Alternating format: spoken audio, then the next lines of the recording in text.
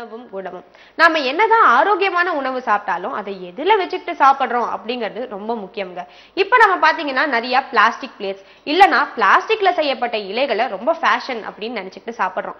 ஆனா இது நம்மளுடைய உடலுக்கு ரொம்பவும் கேடு விளைவிக்கக்கூடிய ஒரு விஷயமா இருக்கு. ஏன்னா பிளாஸ்டிக்கோட எந்த ஒரு விஷயம் கலந்தாலும் அது நம்மளுடைய ஹெல்த்துக்கு நல்லது கிடையாது.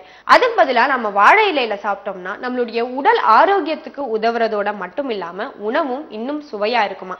அதே மாதிரி வெள்ளித்தட்டு இல்லனா பிராஸ் தட்டு இந்த மாதிரியான விஷயங்கள்ல சாப்பிடும் பொழுது நிச்சயமா உணவின் சுவையும் அதிகரிக்கும். அந்த மாதிரியான நல்ல மெட்டல்ஸ் நம்மளுடைய உடல்ல கலக்கும் பொழுது நம்மளுடைய ஸ்கின்னும் பளபளப்பா இருக்குமா. சரி, இந்த விஷயத்தை தெரிஞ்சுக்கிட்டீங்க. இன்னைக்கு உணவும் குணமும் பகுதியில இன்னும் பல சுவாரஸ்யமான விஷயங்கள் உங்களுக்காக காத்துட்டு இருக்கு.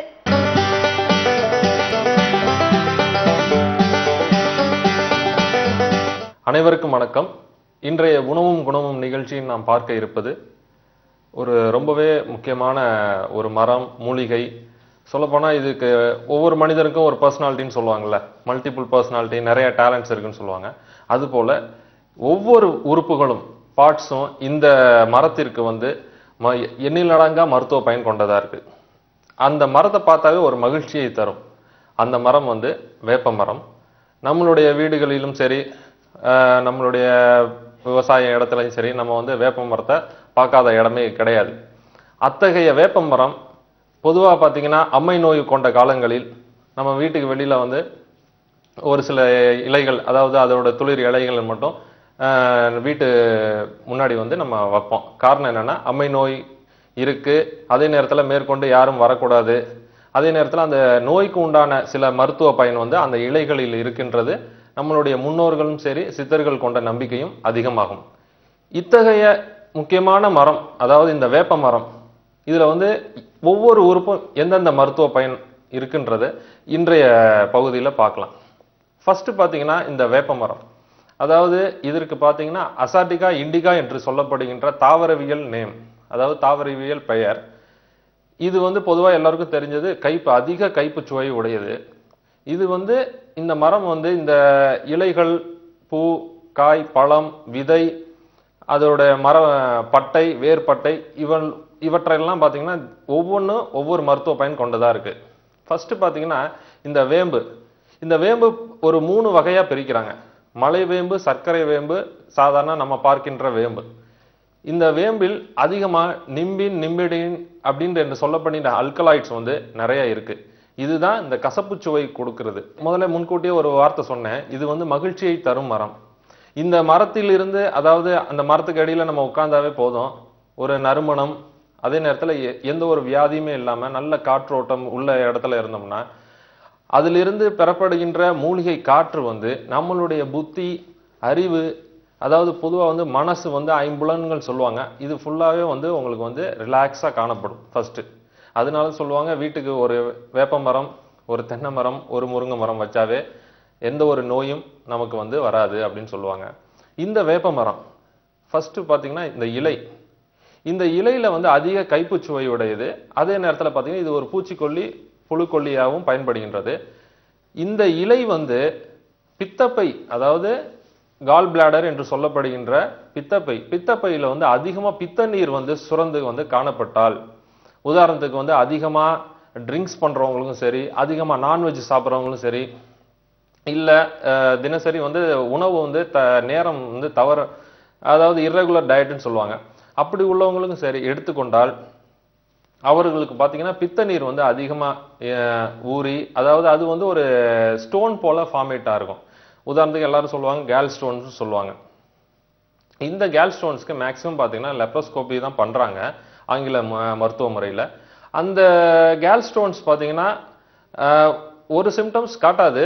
இன் ஃபியூச்சர்ல பார்த்தீங்கன்னா ரொம்ப கிரானிக்கா ஒரு மல்டிபிள் கேல் ஸ்டோன்ஸா இருக்கிற பட்சத்தில் அது ஜாண்டிஸ் என்று சொல்லப்படுகின்ற மஞ்சள் காமாலை நோய் வர்றதுக்கான வாய்ப்புகள் நிறைய இருக்கு. ஸோ மேக்சிமம் எல்லா அலோபதியா இருக்கட்டும், ஹோமியோபதி, மற்ற எல்லாமே பார்த்தீங்கன்னா லெப்ரோஸ்கோபிக் ஈஸியா உள்ள ஹோல்ஸ் போட்டு அந்த பிளாடரை பியர்ஸ் பண்ணி அதுலேருந்து ஸ்டோன்ஸ் எடுக்கிறதா அதுதான் முறை பண்ணுவாங்க.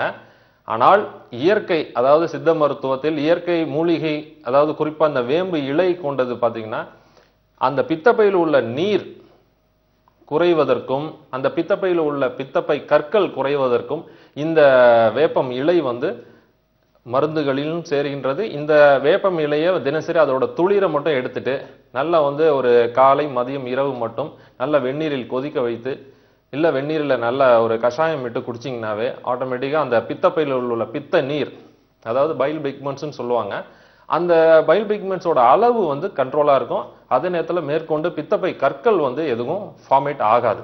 இது வந்து ரொம்ப முக்கியமான பாயிண்ட். ஏன்னா இன்றைய காலகட்டத்தில் மருந்து வந்து சிறுநீரக கற்களுக்கு வந்து நிறைய மருந்துகள் இருக்கின்றன. ஆனால் பித்தப்பைக்கு வந்து ஒன்லி இந்த லாப்ரோஸ்கோபி என்று சொல்லப்படுகின்ற ஆங்கில மருத்துவம் இதுதான் பண்ணிக்கிட்டு இருக்காங்க.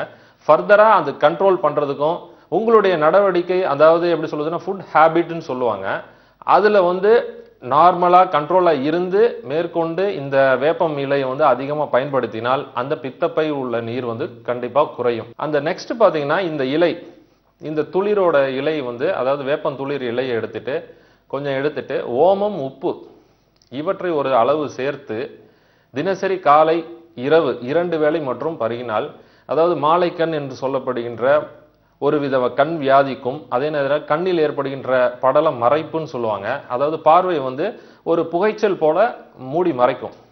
அதாவது வயசு ஏற ஏறவும் சரி, அதே போன்று ஒவ்வொரு, அதாவது எப்படி சொல்றதுன்னா ஏதாவது ஒரு சிவப்பு வடிவத்திலேயோ இல்ல கண் வீக்கத்திலேயோ, அதாவது கார்னியா கன்ஜெக்டிவான்னு சொல்லுவாங்க, வெள்விழி கருவிழின்னு சொல்லுவாங்க, அதுல வெள்விழியில அதிகமான நோய்கள் பாதிக்கப்பட்டு அந்த தருணத்துல பாத்தீங்கன்னா இந்த காம்பினேஷன் நான் சொன்ன மாதிரி வேப்பம் துளிர், ஓமம், உப்பு இவற்றை ஒன்றாக சேர்த்து நல்ல காலை இரவு சேர்ந்து சாப்பிட்டீங்கன்னா அந்த நான் சொன்ன மாதிரி ஐ டிஃபெக்ட்ஸ், அதாவது கண்ணில் ஏற்படுகின்ற படல மறைப்பு, மாலைக்கண், மேற்கொண்டு பார்த்தீங்கன்னா எக்ஸ்டர்னல் அப்ளிகேஷன்ஸ் பார்த்தீங்கன்னா, அதாவது எக்ஸ்டர்னல் அப்ளிகேஷன் பண்ணக்கூடாது, இன்டர்னலா சாப்பிடுங்க. இதை ஃபர்ஸ்ட் சாப்பிட்டீங்கன்னாவே மேற்கொண்டு தலைமுடியில் ஏற்படுகின்ற அலோபீஷியா என்று சொல்லப்படுகின்ற புழுவெட்டு வந்து முற்றிலும் குணமாகும்.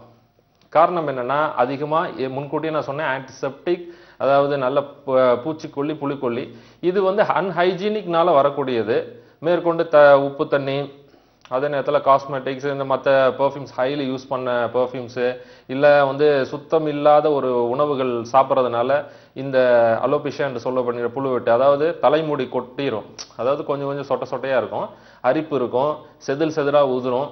இது போன்ற வியாதிகளுக்கும் இந்த உள் மருந்து நான் சொன்னல ஓமம், உப்பு, வேப்பம் துளிர் இதை சாப்பிட்டீங்கன்னாவே பர்ஃபெக்டாக அது சரியாயிடும். அந்த நெக்ஸ்ட் பார்த்தீங்கன்னா ஓமம், உப்பு, இது போல வசம்பு, ஆடாதோடை, கருவேப்பிலை, இது மூன்றும் ஆடாதோடை, கருவேப்பிலை, வசம்பு இதை வந்து ஒன்னா சேர்த்தீங்கன்னா, சேர்த்து அதே போல வேப்பம் துளிரோட சேர்த்தீங்கன்னா மாந்தம், வயிற்று இருமல், அதாவது சளி தொந்தரவு இருந்தாலும் குணமாகும். அதாவது வயிறு, அதாவது இப்ப நான் சொல்லக்கூடிய எல்லாமே இலை மட்டும்தான், வேப்பம் இலையிலேருந்து அல்லது வேப்பம் துளிர்லேருந்து ஒரு காம்பினேஷன் நான் சொன்ன மாதிரி ஆடாதோடை, கருவேப்பிலை, வசம்பு இதை வந்து சேர்த்தீங்கன்னா, சேர்த்து மும்முறை, அதாவது 3 வேளை சாப்பிட்ட பிறகு வெந்நீரில் கஷாயம் விட்டு குடிச்சிங்கன்னா அந்த வயிறு ஊதல் காணப்படுகின்றது. ஒண்ணுமே சாப்பிடாம அவங்களுக்கு வந்து பாத்தீங்கன்னா வயிறு ஊதல் காணப்படும். சாப்பிட்ட பிறகு வயிறு பெருசா இருந்தா பரவாயில்ல, அதுக்கு முன்னாடியே சிவியர் கேஸ்ட்ரைட்டிஸா இருக்கும். அவர்களுக்கு வந்து இந்த வசம்பு, ஆடாதோடை, கருவேப்பிள்ளை வந்து முற்றிலும் கஷாயம் விட்டோ இல்லை பொடித்து சூர்ணம் விட்டு அதை வந்து நீங்க ஒரு ஸ்பூன் தண்ணியில கலந்து சாப்பிட்டீங்கன்னாவே அந்த கேஸ்ட்ரைட்டிஸ் தொந்தரவு இருக்காது. மேற்கொண்டும் சுவாச சம்பந்தப்பட்ட வியாதிகளுக்கும் இது தகுந்த மருந்து. அந்த நெக்ஸ்ட் பாத்தீங்கன்னா இதே வேப்ப இலை, இந்த துளிர், இந்த துளிரோட அதாவது பாத்தீங்கன்னா குன்றிமணி வேர் சூரணம்னு சொல்லுவாங்க, அந்த சூரணத்தை ஒரு தக்க அளவு எடுத்துக்கிட்டீங்கன்னா அம்மை நோயில் காணப்படும், அதாவது ரொம்ப சொல்லுவாங்க தீவிர அம்மை நோய் பாதிக்கப்பட்டிருக்கும்பாங்க, சாதாரணமா வரும் போகும் அவங்களுக்கு. இந்த கொப்பளங்கள்லாம் பாத்தீங்கன்னா பெருசு பெருசா இருந்து, அதாவது பெரிய அம்மைன்னு சொல்லுவாங்க, பூட்டு தாளம்மைன்னு சொல்லுவாங்க, தட்டம்மைன்னு சொல்லுவாங்க, இப்படி பல வகைகள் இந்த அம்மை நோயில இருக்கு. கிட்டத்தட்ட பாத்தீங்கன்னா சித்த மருத்துவத்துல 14 வகை ஆன அம்மை வெரைட்டிஸ் சொல்றாங்க. அதுல குறிப்பா ஒரு பெரிய, அதாவது மருந்துகளுக்கும் அடங்கப்படாத ஒரு சில அம்மை நோய்கள் இருக்கு. அவற்றிற்கு இந்த மூலிகை கொண்ட, அதாவது குன்றிமணி வேர் சூரணத்தையும் இந்த வேப்பம் துளிரிலையும் சேர்த்து 2 முறை சாப்பிட்டாவே அந்த அம்மை நோய் ஏற்படுகின்ற காலத்தில் பாத்தீங்கன்னா ஒரு சில, அதாவது குணப்படுத்த முடியாத சிம்டம்ஸ் கூட குணமாகும். இதை வந்து நீங்க டெஃபினட்டா யூஸ் பண்ணணும். நிறைய பேர் பாத்தீங்கன்னா, அதாவது சிக்கன் பாக்ஸ் இது மாதிரி ஒரு சில விஷயம் வர்றப்போ வெறும் இலையை மட்டும் வீசுவாங்க, இல்ல படுக்கை மாதிரி அமர்த்தி அது மேல படுக்க வைப்பாங்க, குளிர்ச்சி ஆகும். மற்றபடி பாத்தீங்கன்னா இந்த வேப்பம் துளிர் வந்து குன்றிமணி வேர்ச்சூரணத்தோட சேர்த்து சாப்பிட்டீங்கன்னா அந்த அம்மை நோய்க்கு உண்டான ஒரு வந்து அதுக்கு உண்டான சிம்டம்ஸ் வந்து முற்றிலும் குணமாகும். இதே போன்று இந்த வேப்பம் மரத்தில் உள்ள அத்தனை உறுப்புகளும் ஒவ்வொன்றும் ஒவ்வொரு மருத்துவ பயன் கொண்டது. அதை வந்து அடுத்த உணவும் குணமும் நிகழ்ச்சியில் பார்க்கலாம். நன்றி, வணக்கம்.